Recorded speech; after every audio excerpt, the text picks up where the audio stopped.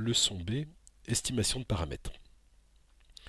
L'estimation de paramètres, comme on l'a vu dans la leçon A, revient généralement à résoudre un système de la forme y égale f de p. P, c'est un vecteur de paramètres, qui sont les inconnus. F, c'est une fonction connue. Et y, c'est le vecteur des mesures. La dimension de y est en général supérieure à p. On a un système surcontraint. Donc en général, on se ramène à résoudre un problème de minimisation sous la forme minimiser y moins f de p au carré. Donc ça c'est à minimiser.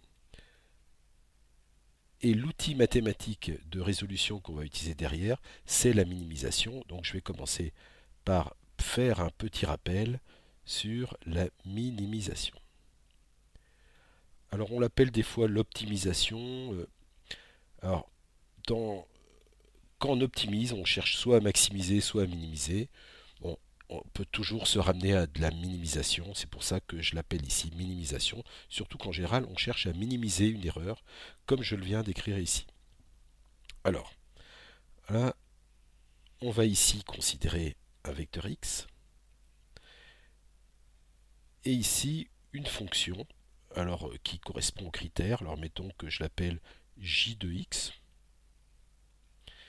et cette fonction, elle peut avoir, alors souvent elle est positive puisque c'est un carré, elle va avoir une forme qui peut être un peu quelconque, mettons une forme de ce type-là. Alors, le minimum correspond à la valeur minimale qu'on peut atteindre pour j. Ça correspond ici, souvent on va l'appeler par exemple j étoile ou j chapeau, peu importe. Donc ça correspond à cette valeur-là et le x correspondant s'appelle, mettons x étoile.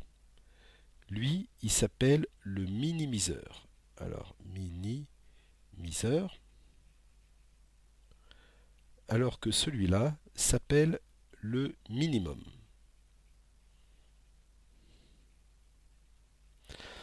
Ici, on a un, alors à ce niveau-là, on a un minimum global, alors qu'ici, on a un minimum local, c'est-à-dire que on cherche en général à minimiser le plus possible, c'est-à-dire obtenir le minimum global, mais souvent les méthodes qui restent locales vont être piégées par une sorte de par ce minimum local. Alors, comme on l'a vu dans la leçon A, une grande classe de problèmes qu'on considère, c'est les systèmes, euh, bon, les critères quadratiques. Alors les critères quadratiques ont une forme. Alors ici on a bien sûr Rn. Ici de la même façon, j'aurais dû le dire, on a aussi Rn. Alors que le critère, lui, il appartient à R. Donc attention, ça c'est une vue de l'esprit. En général, ça se passe, bien sûr, dans Rn et on ne pourrait pas le dessiner de cette façon-là. Alors, dans le cas quadratique, d'une fonction quadratique, on va avoir une alors, j de x qui a une forme de paraboloïde. Alors, j'essaie de la dessiner à peu près une parabole. Et dans ce cas-là, alors bien sûr, dans ND, il faudrait que je la représente de cette façon-là, là, avec une forme comme ça, de paraboloïde. Mais ici, bon, je représente tout dans le plan, c'est plus facile pour moi. Donc, ici, on, on a le minimiseur, ici le minimum, et dans le cas d'une expression d'une fonction quadratique, j de x, lui s'exprime de la forme x transpose qx plus lx plus une constante. En fait, dans le cas de R de n égale 1, on a une, on a une simple parabole. Alors, comme on l'a vu précédemment, on sait dériver, on sait calculer ça de façon explicite. Donc, en dérivant j de x, on obtient alors dj sur dx est égal à bon, 2x transpose Q plus L. Et lorsqu'on cherche à le minimiser, on résout ça égale 0.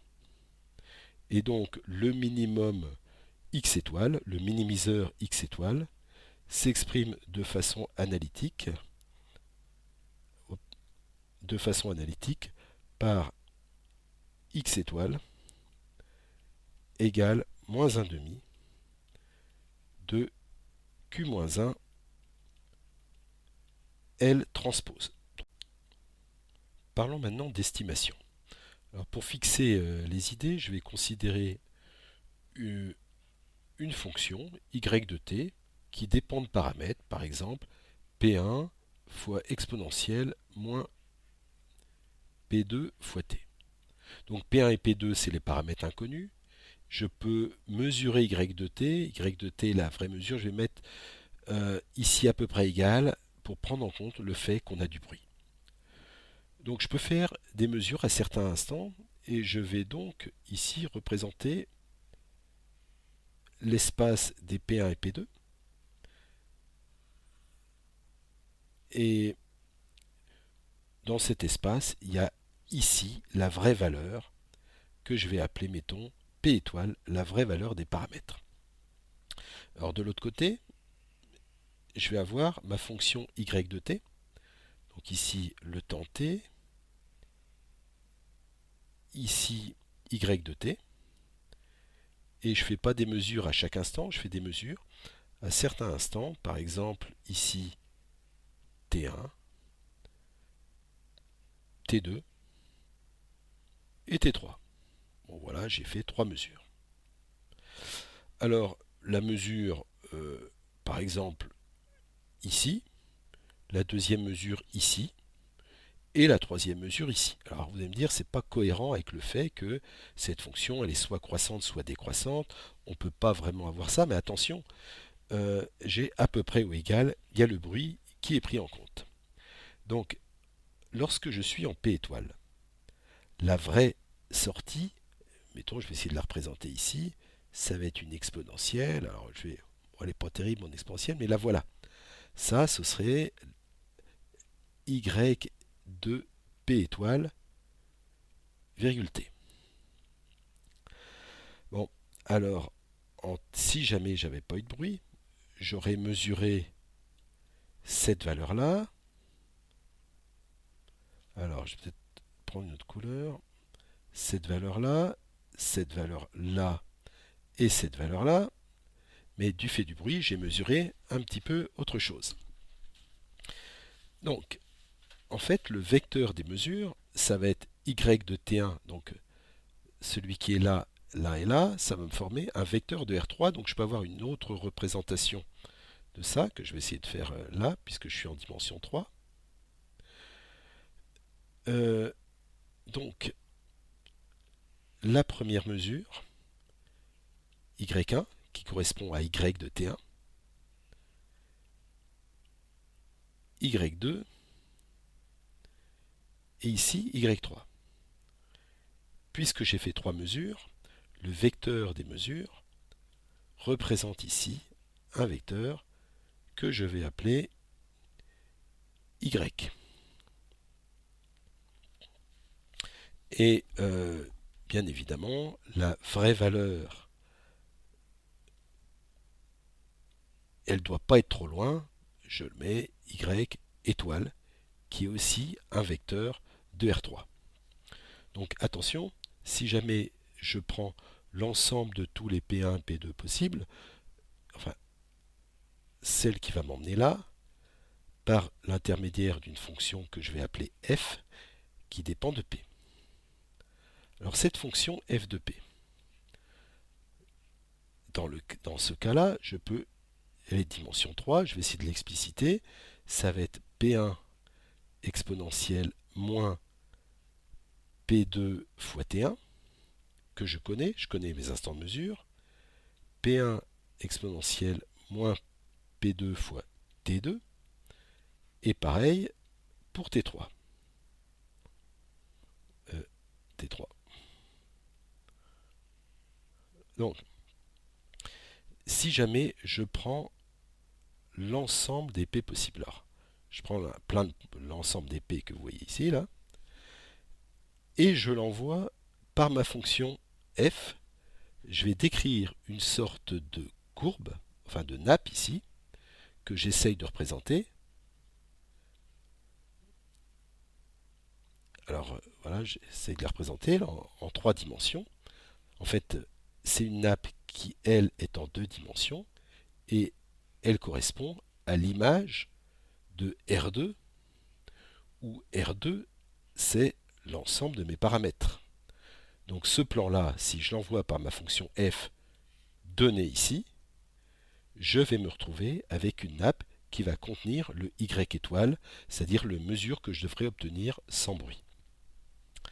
Donc, moi, comme je mesure ça, d'un point de vue géométrique, je vais avoir tendance à, enfin, l'approche des moindres carrés qui correspond à minimiser cette distance-là. Alors, je vais essayer d'expliquer ça un peu mieux. Si jamais je prends ici un vecteur P, il va être envoyé par ma fonction f ici sur cette nappe. Donc ici, je vais avoir f de P. Et je vais chercher celui qui se rapproche le plus possible de y. Donc, mettons que je l'appelle P chapeau. P chapeau, c'est pas exactement égal au c'est y de P chapeau.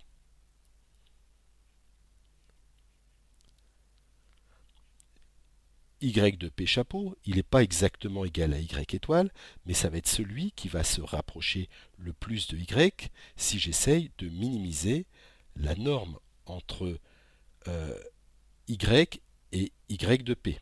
Donc c'est-à-dire ce vecteur que vous voyez ici, c'est le vecteur des résidus.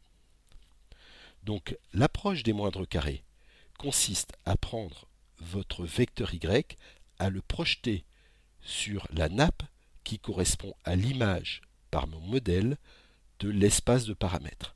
Donc ça, c'est une interprétation géométrique de ce que l'on cherche à faire lorsqu'on fait des moindres carrés. Dans le cas d'un modèle linéaire, alors on a ici, entre nos paramètres et nos mesures, on a une expression du type m fois p, où m est une matrice rectangulaire. Alors, l'image de l'espace de mes paramètres, dans le cas linéaire, ça va correspondre à un plan que je représente ici. Ici, on a nos mesures qui ont été faites, que j'ai appelées vecteur y, ici dimension 3. Donc, si je minimise au sens des moindres carrés, ça revient à prendre la projection ici, et je vais me retrouver sur ce plan ici.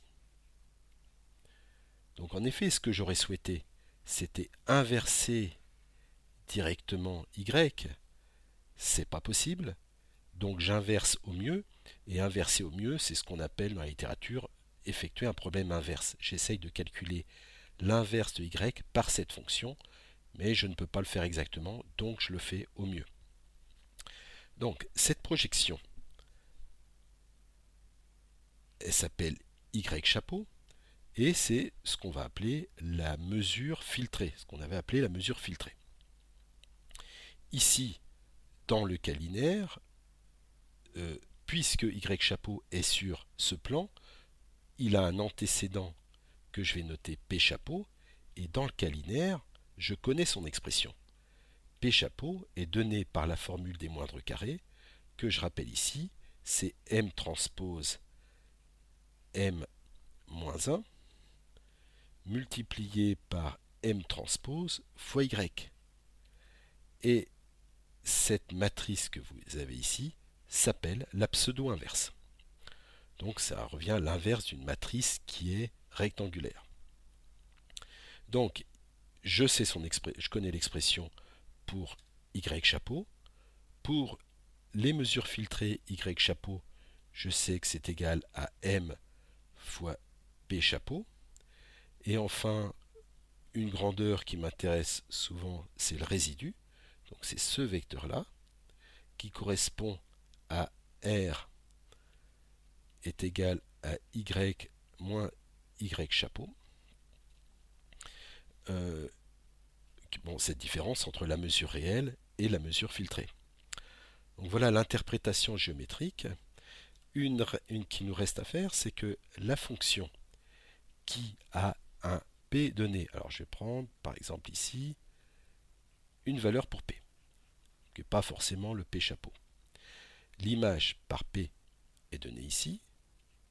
Je lui associe ce vecteur-là, qui est en fait l'erreur entre M fois P et la mesure Y. Si je prends la norme de cette erreur, la norme de M fois P, ou plutôt, bon, ça revient à la même chose, mais de Y moins M fois P, si je la prends au carré et je la minimise, je vais obtenir le Y chapeau qui est représenté ici en bleu. Donc la fonction qui associe ici la norme, si j'associe la norme de ce vecteur-là, je vais me retrouver ici dans R. Et donc la fonction qui a P m'associe ce vecteur-là pour enfin lui associer la norme, qui elle sera positive.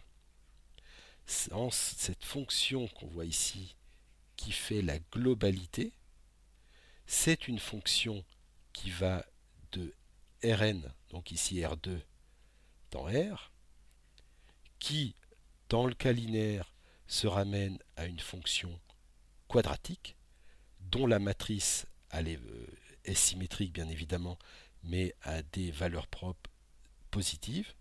Je peux donc la minimiser. Et donc, ce problème inverse que l'on peut voir si on considère l'espace des mesures et l'espace des paramètres revient à un problème de minimisation, mais lorsque je parle de minimisation, je regarde plutôt l'espace des paramètres jusque la norme de l'erreur que je retrouve ici dans R. Méthode de Newton. Donc je rappelle qu'on essaye de résoudre un système avec plus d'équations que d'inconnues de cette forme-là, et toujours dans l'approche moindre carré, j'essaye de minimiser la norme de f de p moins y au carré. Alors, bien sûr, lorsque f est linéaire, je sais le résoudre analytiquement, mais lorsque f est non linéaire, je vais devoir le linéariser. Alors, tout petit rappel sur la linéarisation. Si ici j'ai une fonction qui va de Rn dans Rp,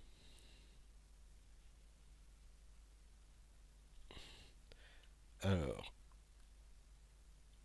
j'essaye d'en représenter une ici qui est non linéaire. Alors ça va correspondre à f de p.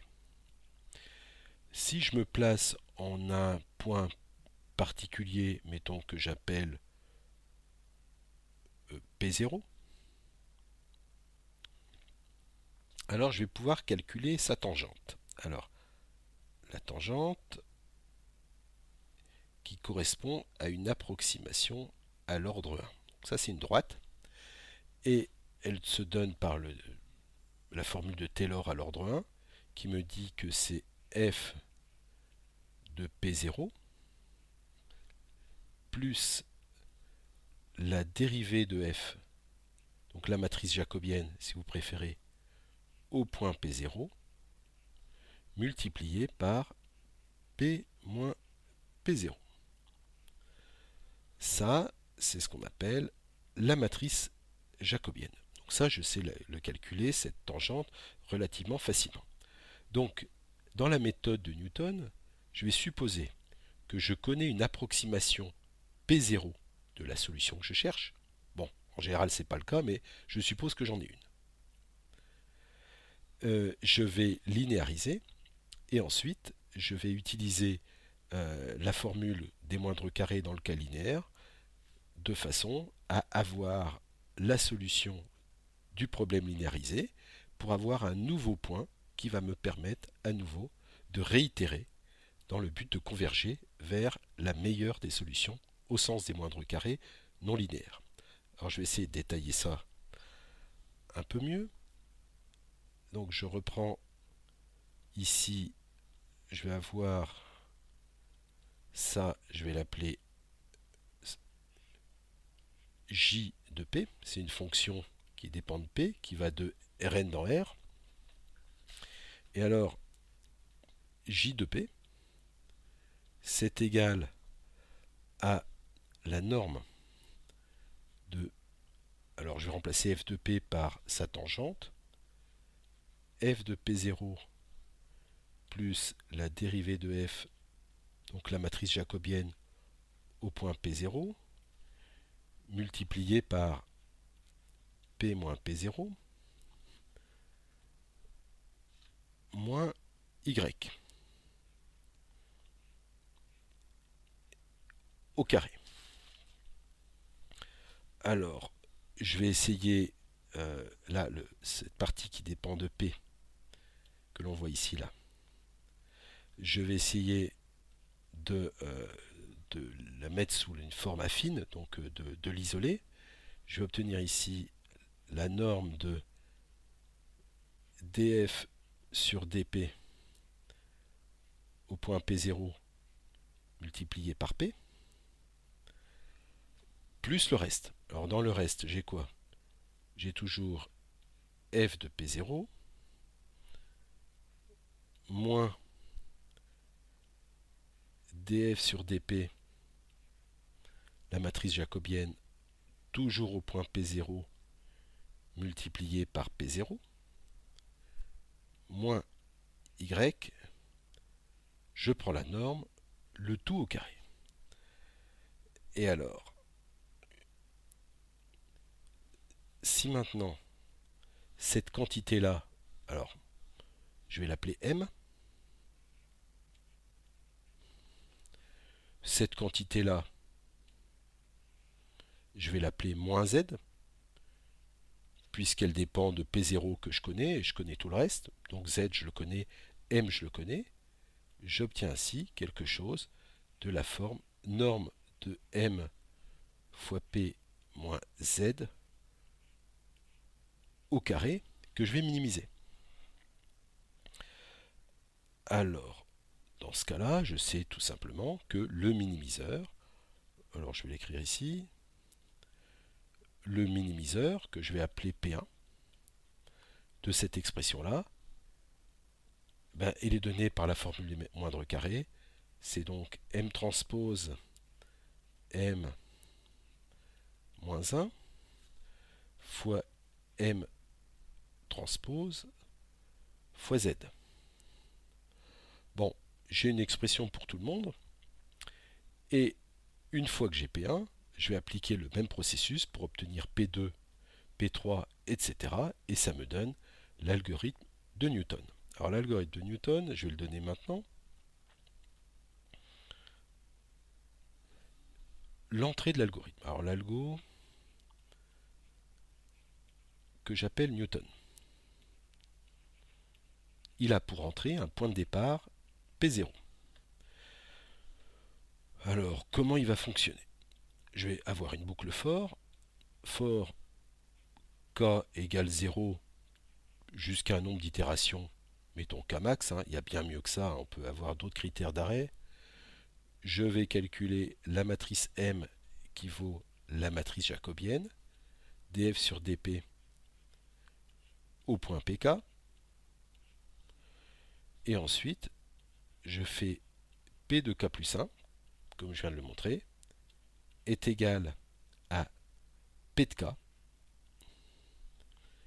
plus m transpose m moins 1 fois M transpose fois Y moins F de PK. Next cas. Voilà l'algorithme de Newton. Alors, dans cette expression qu'on voit ici, j'ai tout simplement repris, alors j'aurais peut-être dû le détailler là, peut-être, mais c'est pas exactement la même forme. Mais ici, lorsque j'ai exprimé P1, alors si je l'avais développé, j'aurais obtenu, bien évidemment, euh,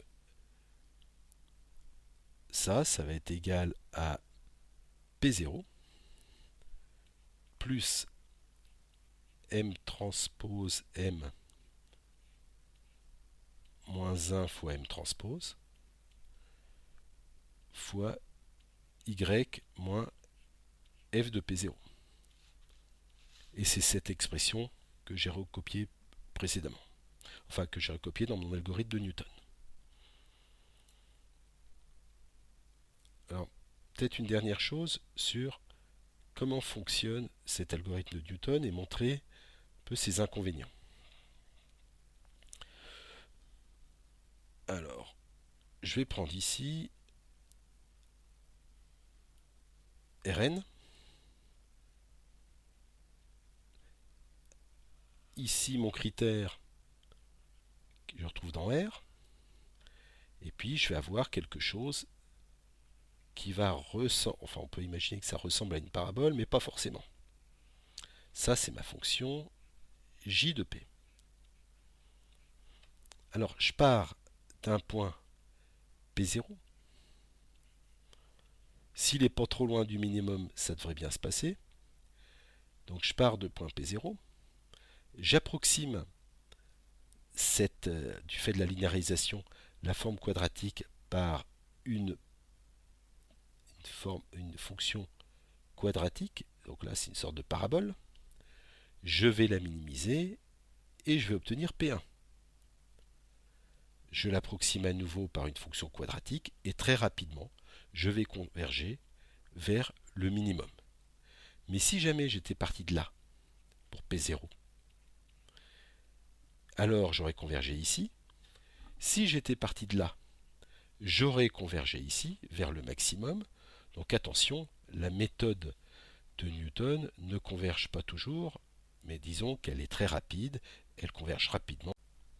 Alors une dernière méthode pour essayer de minimiser dans le cas non linéaire, l'équation suivante, P chapeau est égal à l'argument du minimum, donc c'est-à-dire le minimiseur, de f de p moins y,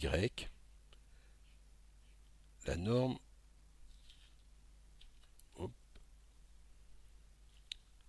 au carré. Alors pour minimiser ça, on va essayer de représenter de façon géométrique les choses légèrement différentes. On a ici P1, on a ici P2, et puis ici, cette fonction-là, elle correspond à J de P. Alors elle est toujours positive, J de P, donc je peux tracer des courbes de niveau. Alors les courbes de niveau, dans le cas non convexe, donc dans le cas non linéaire non convexe, on va avoir des formes qui peuvent être un peu bizarres. Alors, par exemple, on peut avoir des courbes de niveau qui vont avoir cette allure-là.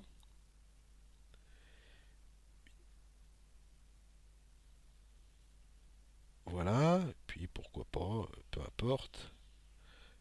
Voilà des courbes de niveau type. Alors, ici, par exemple, J de P vaut 5 partout. Ici, 4 partout. 3 ici et là. 2 ici. Puis on pourrait imaginer que, par exemple, le minimiseur global, c'est P étoile. Et en P étoile, le minimum vaut 1, par exemple. Ça, c'est une interprétation. Alors, dans le cas quadratique, ces coupes de niveau, c'est toutes des ellipsoïdes centrées autour du minimiseur. Mais dans le cas non linéaire, ce n'est pas forcément le cas. Alors, lorsque le problème est convexe. C'est-à-dire lorsque toutes les courbes de niveau sont imbriquées les unes dans les autres, ce qui n'est pas le cas ici, une méthode de Newton va relativement bien fonctionner et converger vers le minimiseur global.